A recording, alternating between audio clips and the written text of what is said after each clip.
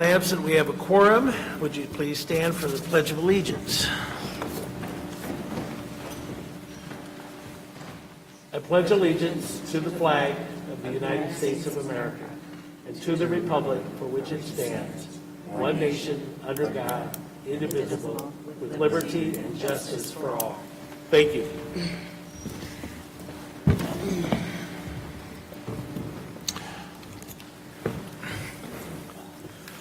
Okay, moving right along to the superintendent's report.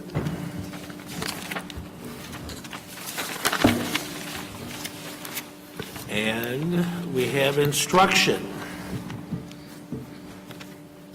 for the usual 5-minute presentation, correct? We'll see, maybe We're welcome. We're grateful for what you tell us. Thank you, President Bolin. Dr. Lanz, members of the board, tonight I have our instructional programs update for you. I would like to first begin by celebrating our attendance last week at the annual Visible Learning Conference. We were greeted kindly by this slide as part of our session attendance, so we took all of these wonderful folks to Las Vegas for a very full week immersed in learning with some of the country's educational experts. Here you see we surveyed our folks that were in attendance. I apologize for my voice. I've caught a little cold on the way home. That's what I brought back, no cash from Vegas. So here you see some key ideas or takeaways from the conference.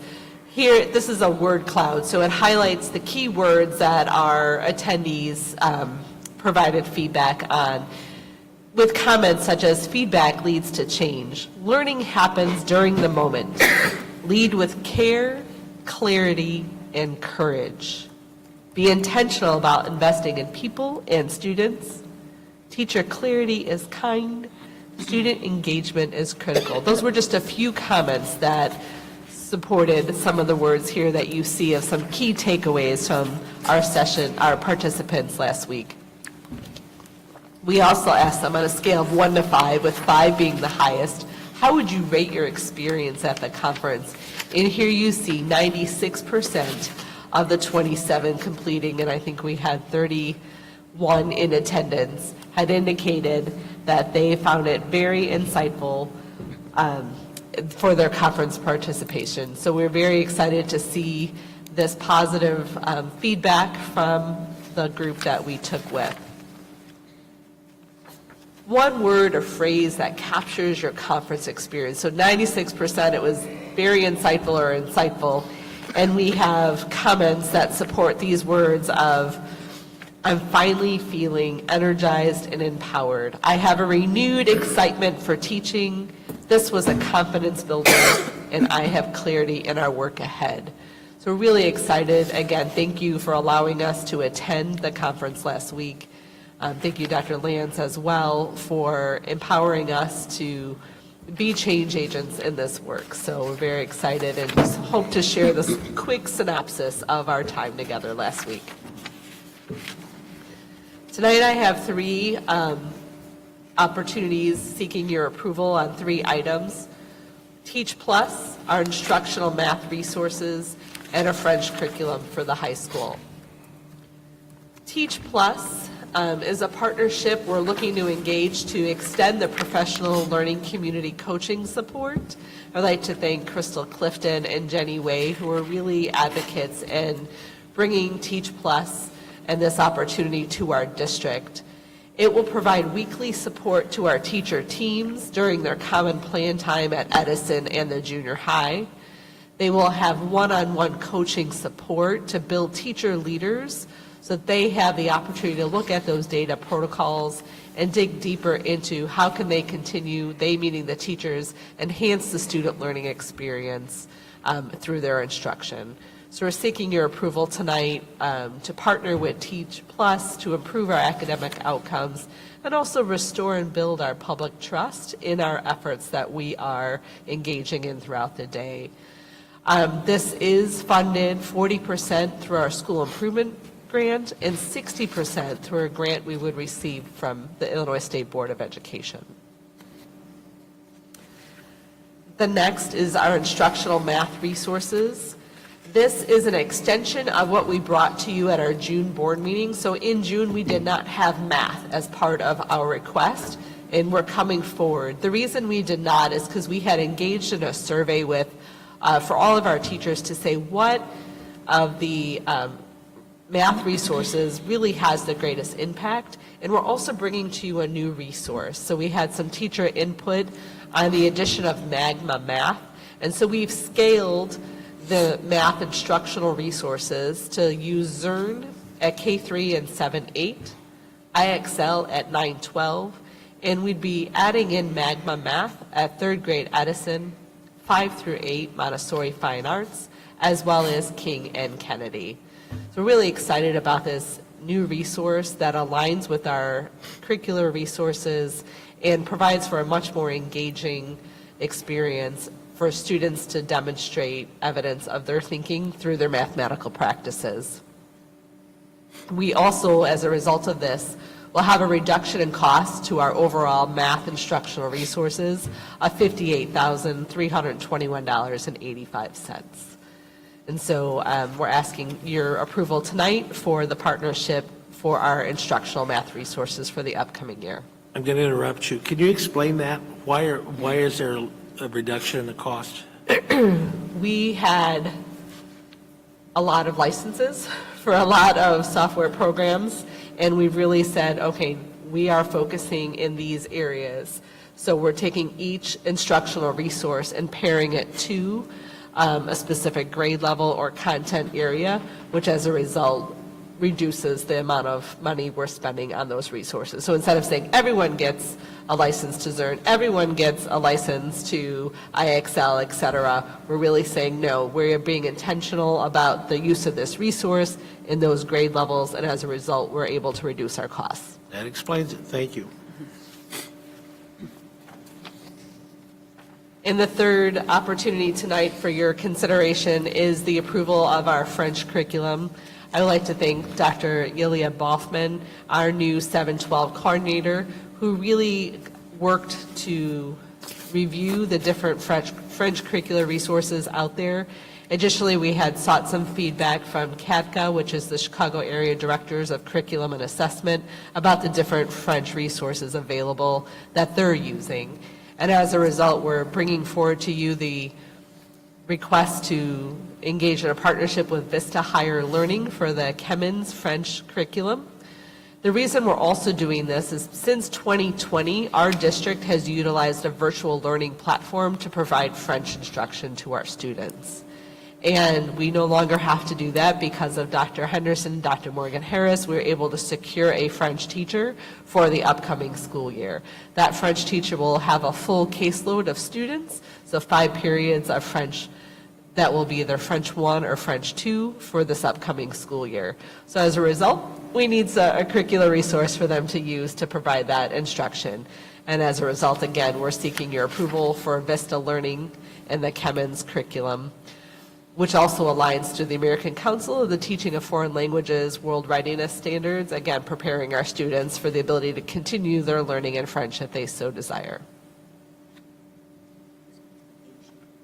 The survey for the students. Thank you. We also did survey our students as we looked at what world languages will we continue to offer, looking at Spanish, French. We considered adding Mandarin as well this year. We also have ASL.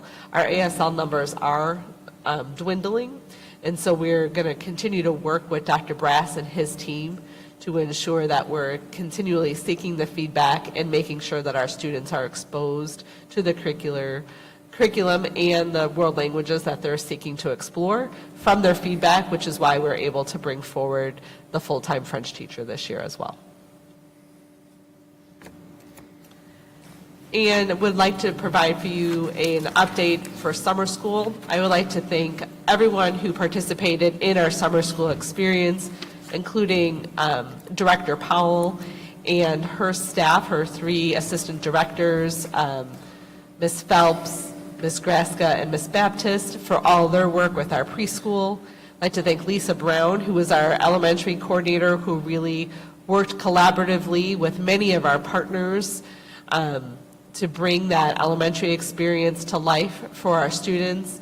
Mr. Stevenson, Mr. Bohenik, Mr. Dillard, and Dr. Brass for the junior high and high school experience as well, and Ms. Edith Petty for her work with our Migrant Summer Program. Those were all the summer experiences for our students, and here you can see how many students were enrolled and attended, and we've already started to seek feedback on how we can continue to improve and enhance our experience for more students for the summer of 26 experience this year. Dr. Brass is going to talk a little bit more about our high school, but I did want to share, these were the courses offered at the high school. As you can see, we offered acceleration, year-long recovery classes, and semester-based recovery courses as well. And so he's going to talk a little bit more about this. I don't want to steal his thunder, but we're really excited about the various opportunities that we had. And that is my presentation for this evening. Are there any further questions? Any questions from any board member? Yeah, you talking about y'all thinking about Mandarin? Why Mandarin? Mandarin is a leading world language, and so as we're talking about thinking on how we can continue to ensure our students are ready for what comes after high school, that post-secondary experience, both at post in the trades as well as in careers that they will have. Mandarin is a leading language spoken in those opportunities, and so we wanted to make sure our students were set up for the success that they may need. Yeah, and I want to add, we might be back with Mandarin depending on funding for 26-27, because we truly believe that that is a world language that our students should be exposed to. We just believe that we may not have done a good job encouraging and convincing our students that that was a viable course to be in. So don't be surprised if you don't see that for 26-27. Okay. Thank you. Next, any other questions? I'd like to bring up Jenny Way at this time, who's going to talk to us a little bit more about libraries. Okay, thank you.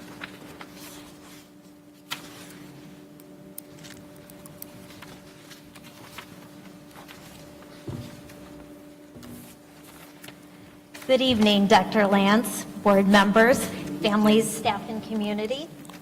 I wanted to take this opportunity tonight to provide you a summary of our library circulation numbers for the previous school year. In short, we gathered this information to answer the question, are our students checking books out from the library? And yes, they are. This graph right here shows the number of books that were checked out from our library in the 24-25 school year. You can see that Montessori has about 8,500, Kankakee Junior High with 6,441, King with 8,700, and you can see on the other schools. An area that we need to increase our library circulation is our high school. The next graph shows the average number of books checked out per student. For example, Montessori, 15 books are being checked out by each student, and King is the highest with about 25 books checked out per student. In addition to our students, our staff members are also using the library. This shows at each school the number of books that each staff member checked out.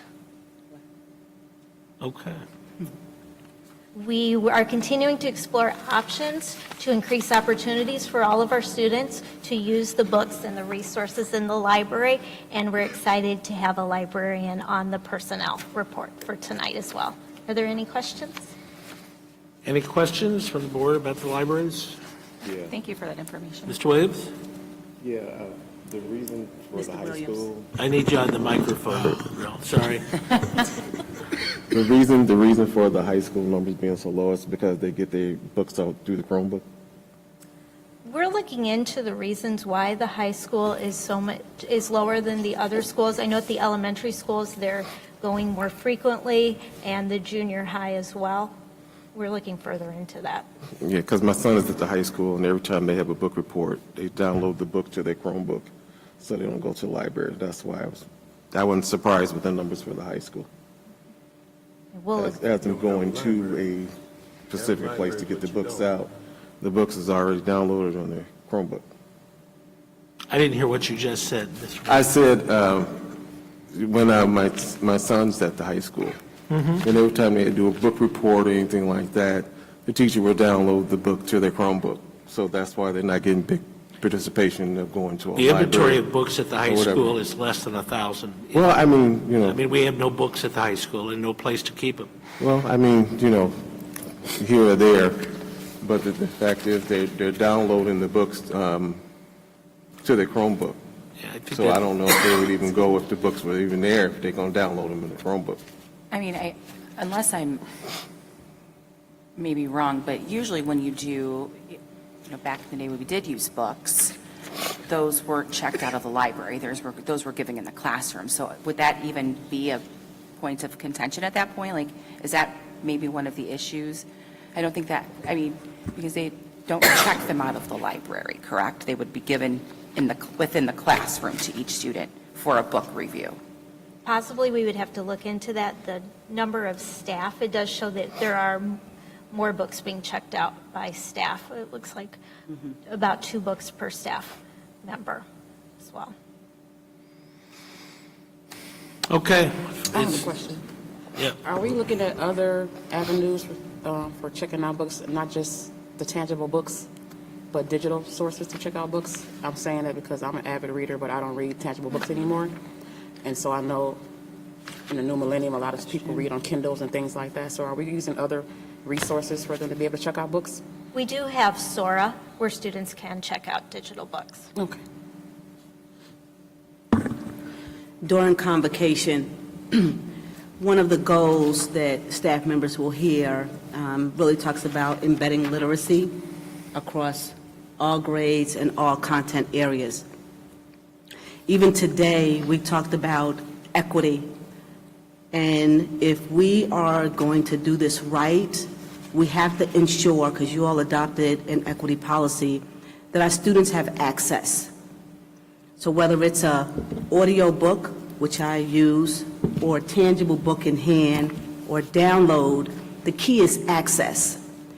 And if you go back to the high school, that original slide, Jenny, the high school students don't even have access to books.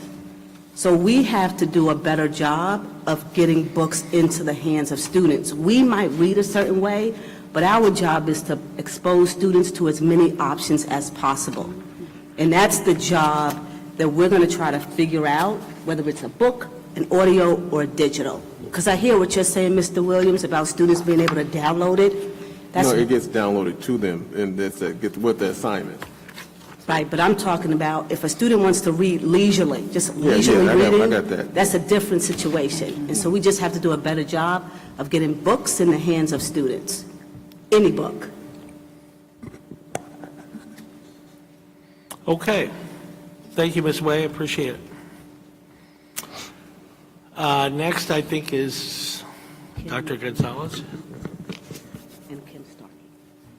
and Ms. Starkey. Okay.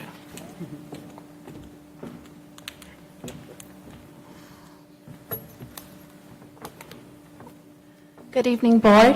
Buenas tardes, Superintendent Lance, staff, family, community. So tonight we have our first Student Services and Diverse Programs report. I'm a little nervous, but let's see how it goes. We're a very tough audience. We really are. Okay. Be easy on me just this first time. I appreciate that. Before I get started, I always like to open up with a note of gratitude. For this first report, I want to thank our Director of Student Services, Kim Starkey, who will be joining us on stage shortly. I want to thank Nurse Lewis for her tireless efforts with the vaccination push and her team of nurses. I also want to thank Ms. Edith Petty, our coordinator of the Multilingual Education Program, for her leadership throughout the summer with our migrant program. as well as Ms. Rose Bailey, who was our teacher program coordinator on site. So, Ms. Starkey, if you can join me on stage. I want to preface this part of the report by saying, as I continue to transition into my role, if you have a question that perhaps Kim might not be able to answer, I will get back to you if I don't have that information on hand. So with that, I will pass the mic over to Kim. Good evening, Board of Education, Dr. Lance, colleagues, community.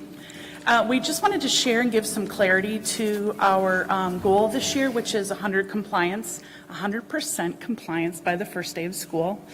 And just wanted to give you some resources to support what we're trying to do this year. So Illinois state law requires physicals and vaccines for students in grades kindergarten, 6th, 9th, and 12th. Typically, the law states that October 15th is that exclusion date, and the reason that we chose to go with registration exclusion is because last year we saw a huge amount of lost instructional time, lower attendance rates, and a huge disruption to our classrooms. So this year we're shifting to proactive and not reactive.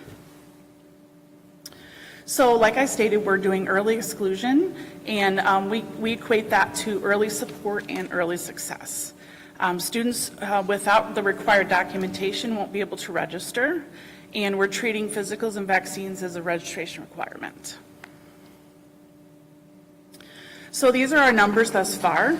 So when we started on July 15th, we had 894 students who were non-compliant, and as of today, I think that number says 580.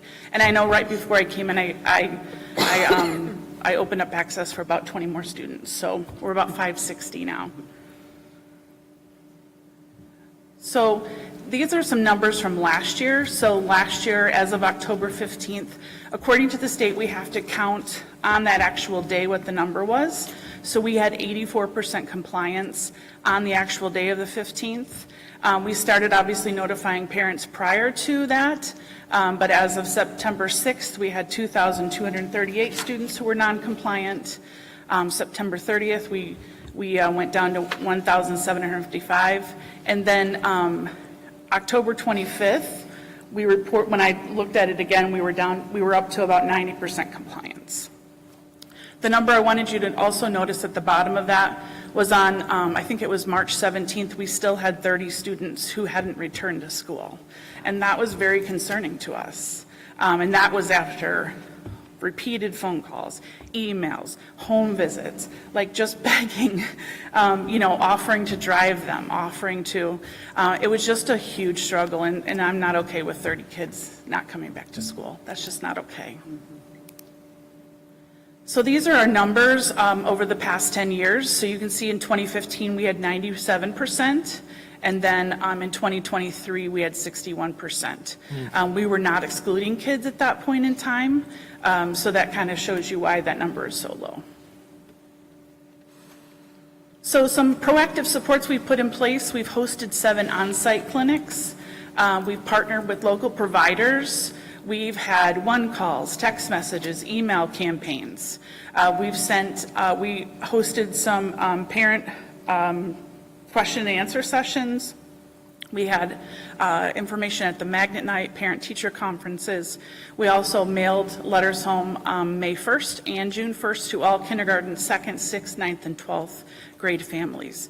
I do want to note that the reason the second grade is in there is because at second grade, students are required to have a eye exam, and because of the access in our community to eye exams for many of our families, we are not excluding for that grade at this point in time. Of course, we're going to continue encouraging it, but because we know the access is so difficult for our families, we're not excluding at this point in time for that.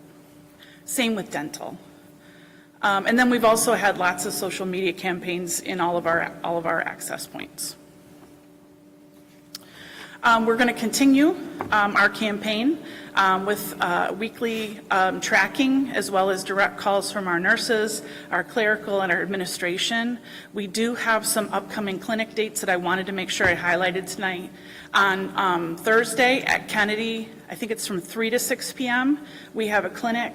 August 4th, we have one at the Junior High, and then August 8th, we have one at the high school. Staff has been available to register. We're going to continue with our one calls, text messages, emails, and we'll continue with our social media presence. Any questions? Thank you for all your hard work on that. It's not an easy task. Thank you for your support. Our goal is to, like I said, get 100% of our students in, because first day of learning is the most important. So, thank you. Thank you, Ken. Yes.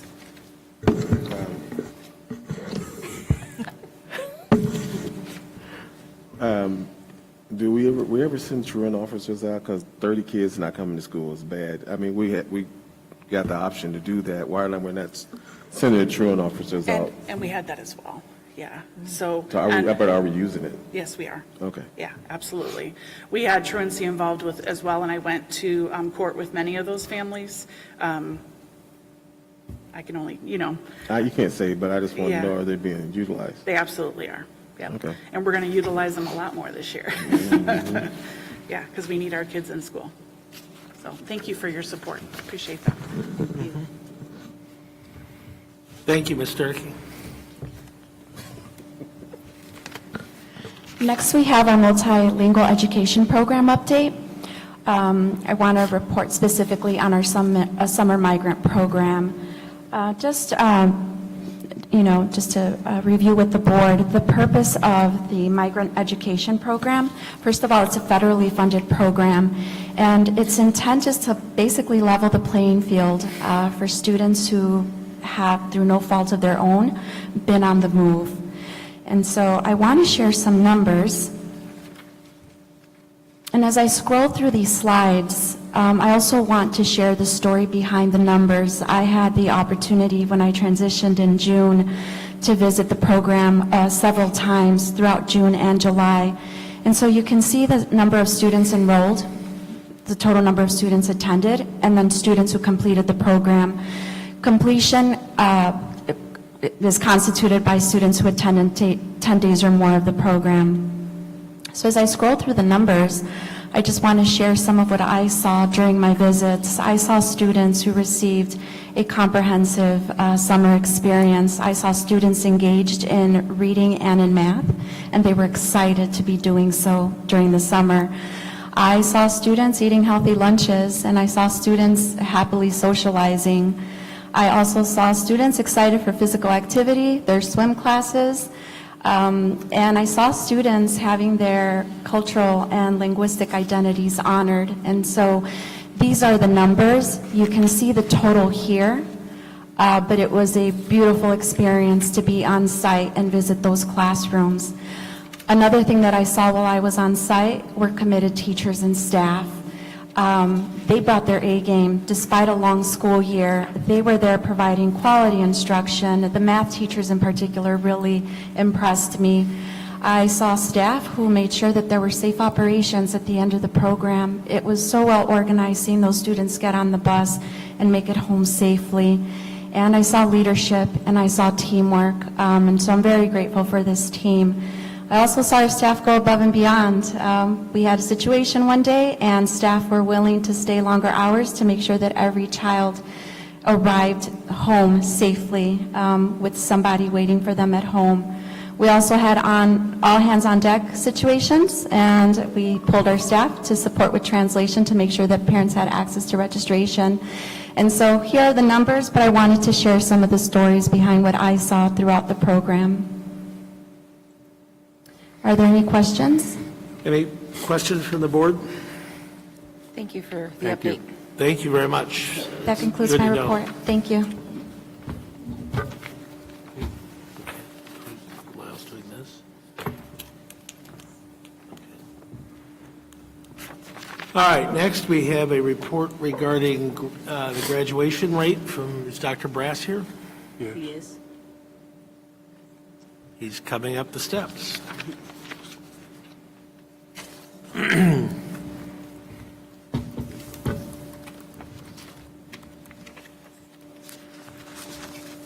Good evening, Dr. Lance, President Bolin, and fellow board members and community.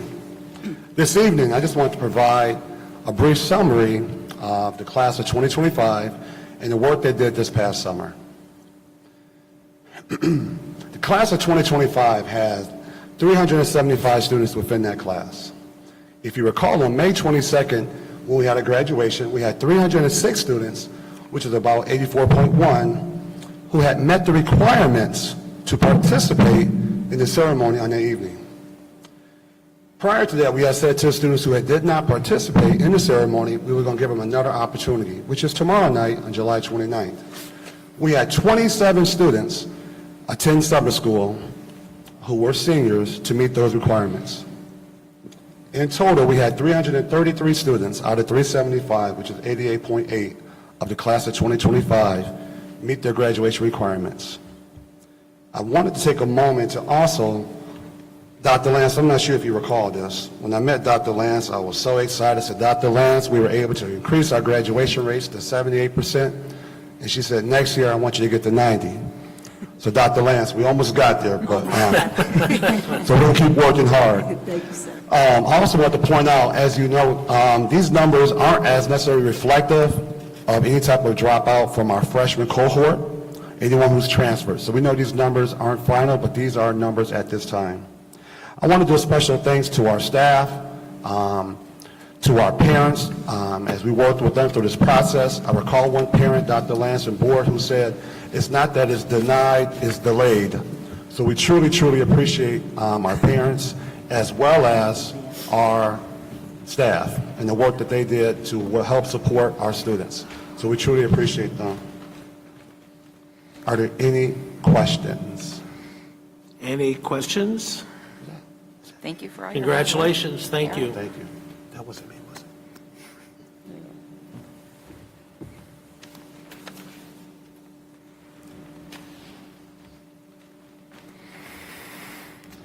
it? Okay, we're on to finance, Mr. Neal? No report, okay. Then moving right through that one to Dr. Henderson. Good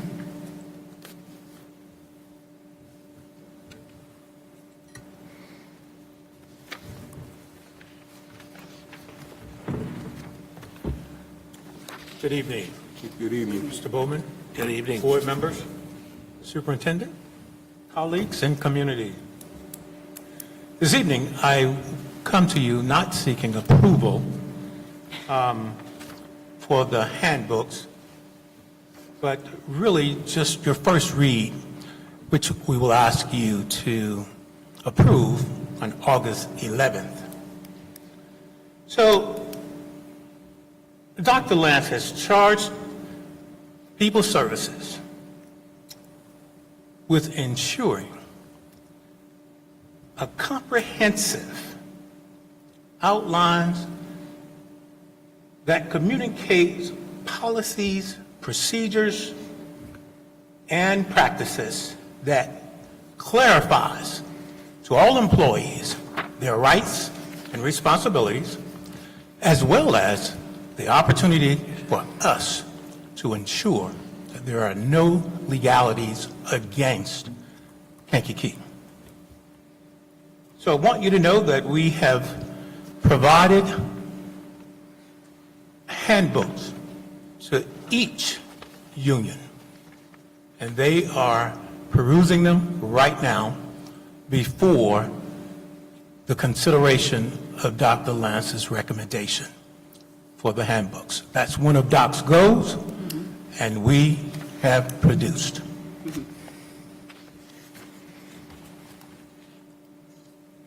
Next slide. 30-day rule.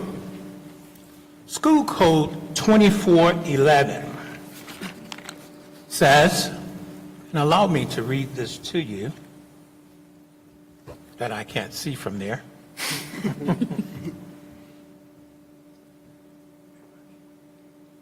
A resignation submitted by any teacher after the completion of the school year must be submitted in writing to the secretary of the board a minimum of 30 calendar days prior to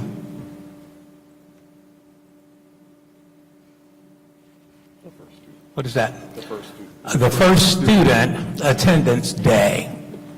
I'm sorry. Of the following school year. Of the following school year, I'm sorry. We'll get you through it. My goodness, thank you, Doc. Hey, those eyes are getting older, all right? So what, in our case, the first day of school for students is August 20th. So that means after July 20th, teachers could be penalized, meaning that the board can actually say no to their resignation. And once that happens, we will proceed to submit to the state superintendent the proper information that they are requesting, and they will revoke that teacher's certificate for 1 year. Just an FYI.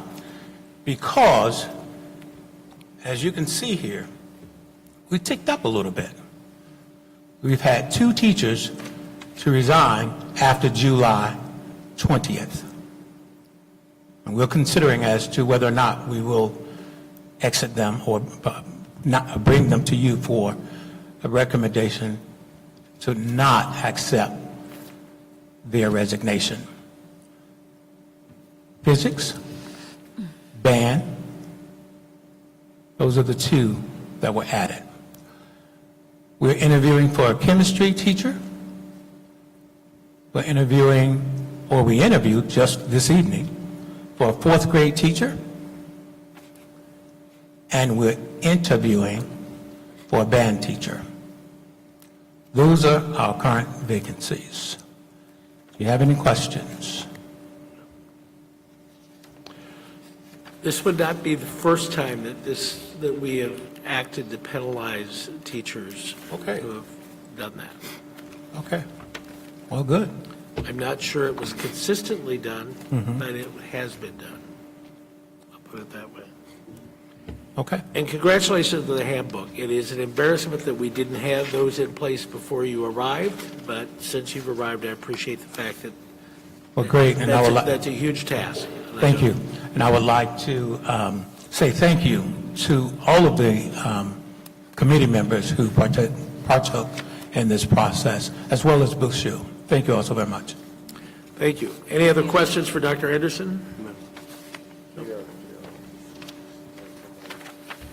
And that's the other one that we're possibly interviewing for, GROTC. I didn't hear what you said. JROTC. Oh, RTC. Yeah. That would be the second position. That is correct. Actually, we have identified 2 candidates, and we will be interviewing. Okay. All right? Any other Me questions? too. Very good. Thank you, Dr. Anderson. Thank you. Appreciate it. Okay. That brings us down to public comment. Is there anybody that signed up? Okay, having nobody signed up, we will move to the consent agenda. As you see from the agenda, the consent agenda tonight consists of the normal things: approval of board minutes, approval of regular bills, approval of resignations and retirements, approval of appointments of licensed personnel, approval of appointments of support personnel, and approval of internal appointments of licensed personnel and support personnel. Are there any items on the agenda that any board member would like to have removed from the consent agenda? Hearing none, we need a motion to approve the consent agenda. So moved. Second. Motion by Mr. Gathing, a second by Mr. Williams. Is there any discussion or debate, discussion, or questions regarding anything on the consent agenda? Hearing none, we need a motion to approve, or we have the motion, we need a vote. Roll call, please. Baronis, Yes.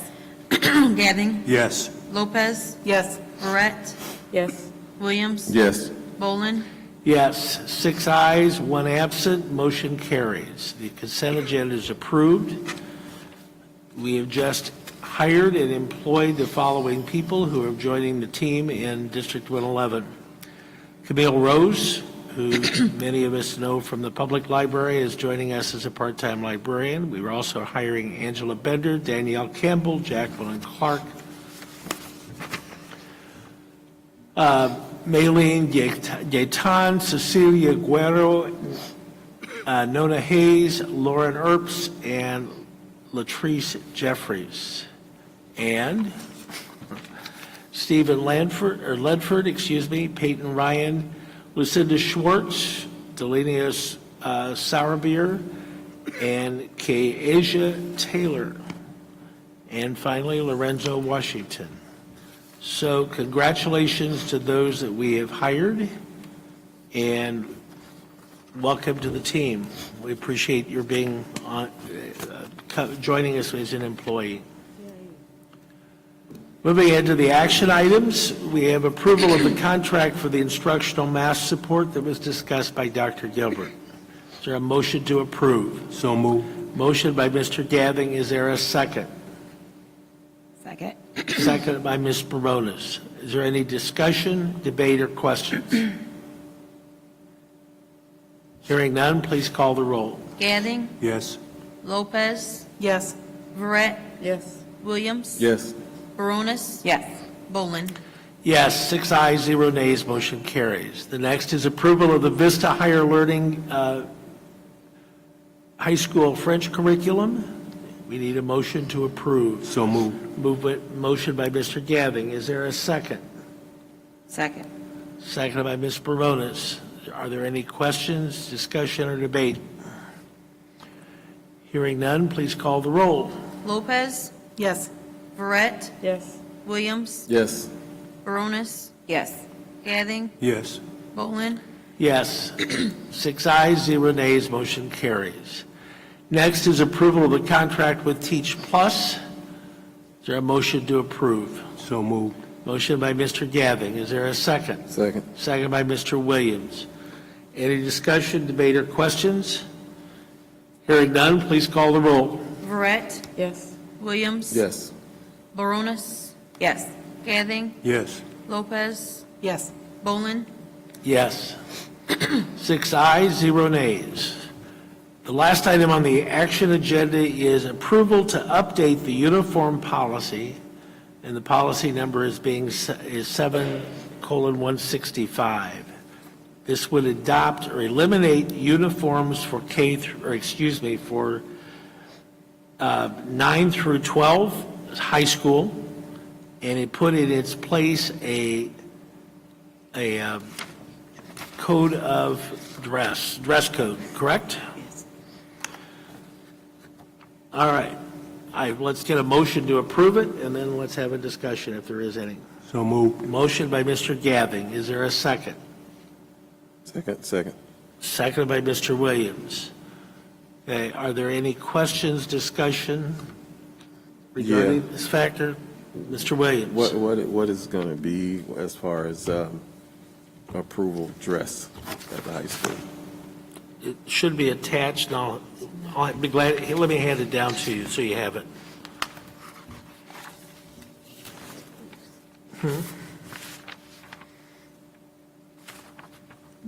Is that it? That's not the whole thing. No. Well, maybe I didn't pull it all off.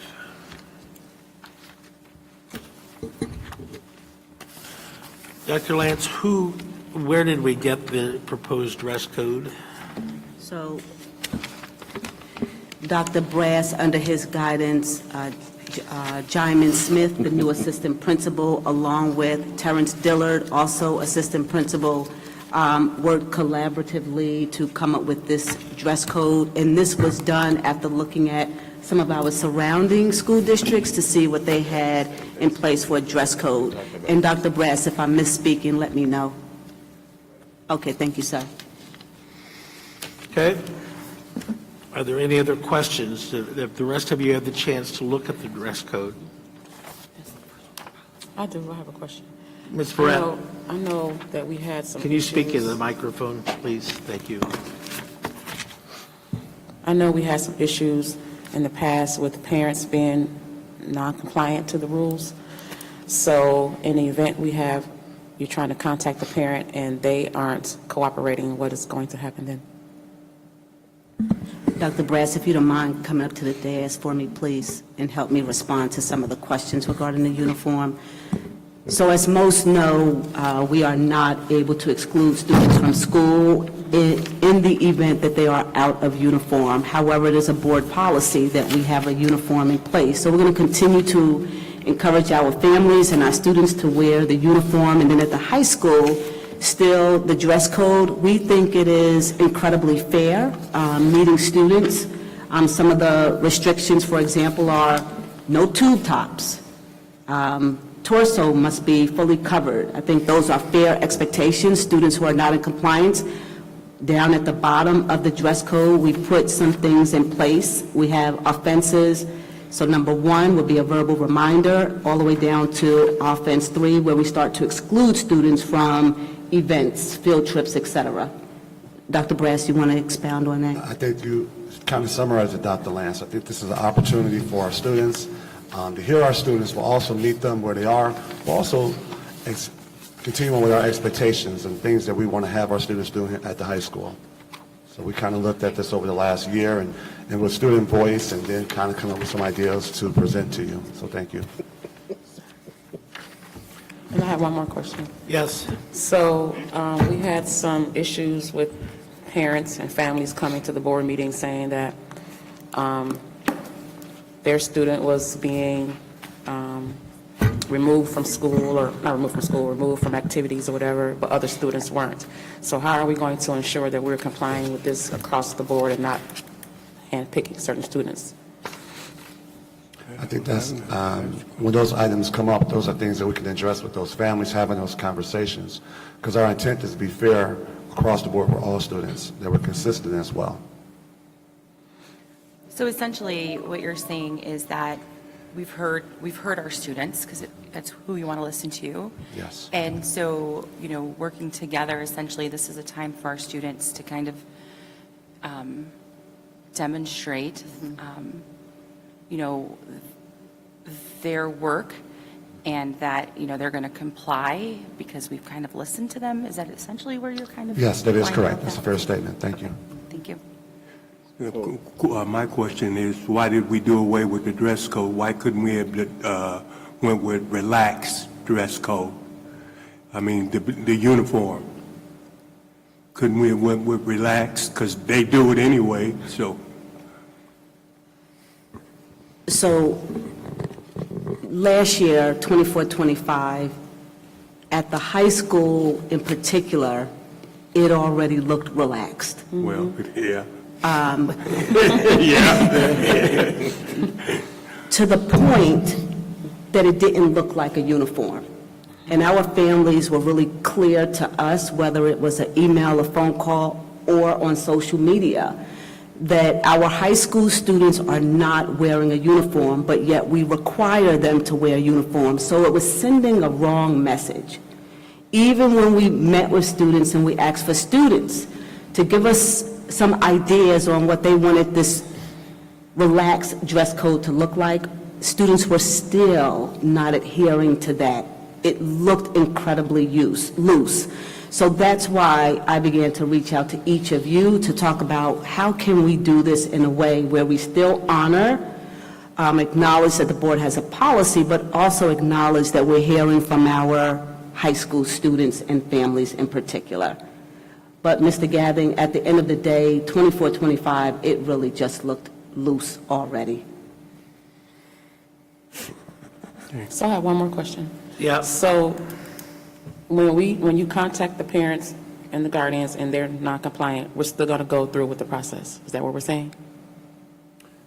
Yes. Now, we do give students an opportunity to change as well, because they do have PE uniforms if they want to change into the outfit. And we do have some additional T-shirts that they can wear as well if that situation does arise.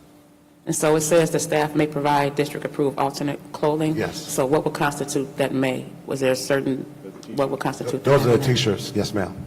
So what would constitute them to say, yes, you have to change your clothes. Is that's going to always happen? Is that something that's just going to be case by case, or how does that work? It'll be case by case, and it depends on the ingredients of the shirt. As you Okay. mentioned, the tube top, things of that nature, Okay. midriff, things of that nature. Okay.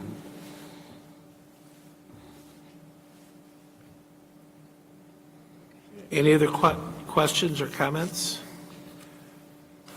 As one of the stronger proponents of uniforms on the board, it's hard for me to do this, but I think we have to deal with compliance and dealing with meeting parents and students where they are, and if we can't assure across-the-board compliance, this may be the only direction we have the option to proceed. I hope it doesn't spawn the reason we left or went to uniforms in the first place. Those conditions are not healthy for kids. But let's give it a shot, and that's where I am. So we have a motion and a second. Is there any other discussion? Any other concerns that you want to raise now?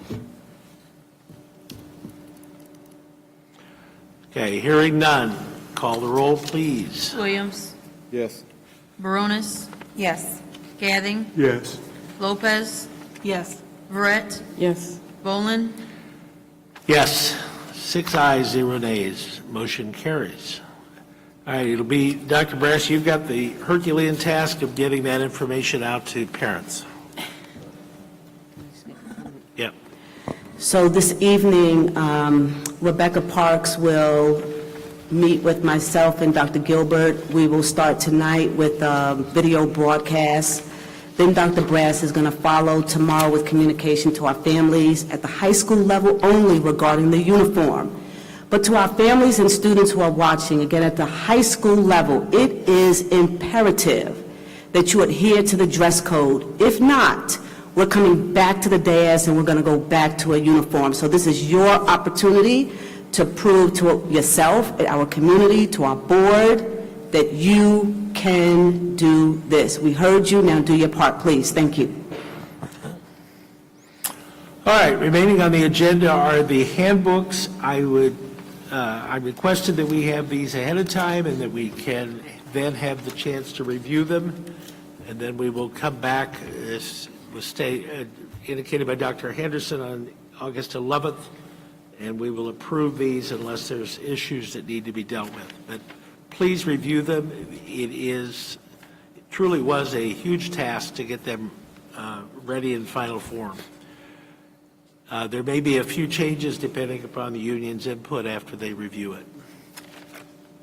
Other than that, the next board meeting is August 11th, and we're ready to have a motion to adjourn.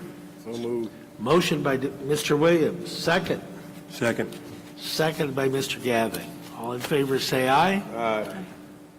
I've only heard one. Aye. The rest of you want to stay? We are adjourned.